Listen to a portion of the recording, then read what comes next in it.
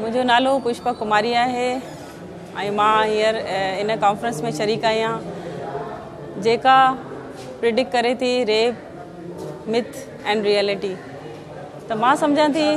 Sindh is burning with the blood and tears of our innocent girls. असां जूं न्याणियूं असां जूं जेका सिंध जूं न्याणियूं आहिनि उहो हींअर जेका क्रिटिकल सिचुएशन फेस करे रहियूं आहिनि, ख़ासि तौर ते रिमोट एरियाज़ में जमुना केस हुजे, गुडी केस हुजे, मलूका केस हुजे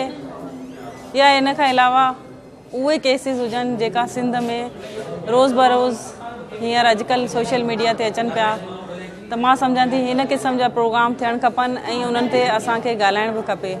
छो जो असीं समाज में ऐं सोसाइटी में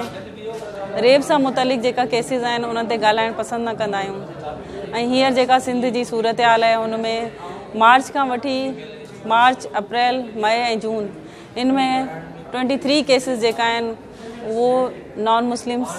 छोकिरियूं आहिनि या न्याणियूं आहिनि उन्हनि जा केसिस थिया आहिनि, रिपोर्ट थिया आहिनि ऐं जेका रिपोर्ट न थी सघिया आहिनि उन जे बारे में अञा ताईं का ख़बर न आहे। सोशल मीडिया ऐं इन क़िस्म जा जेका प्रोग्राम आहिनि हिन में जेका पैनलिस्ट हुया उहो कराची वैफ ऐं जेका हैदराबाद चैप्टर जा वैफ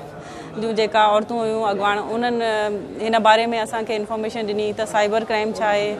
ऐं साइबर क्राइम खां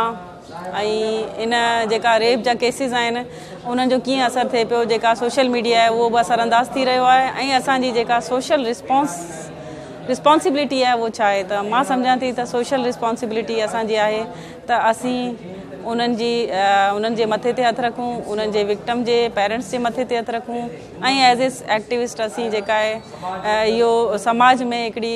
अॻवाणी करे ऐं मुख़्तलिफ़ फोरमनि ते वेही असीं उन्हनि जे लाइ ॻाल्हायूं ऐं उन्हनि खे उन जा सॉल्यूशन ऐं हल ॻोल्हियूं। महिरबानी।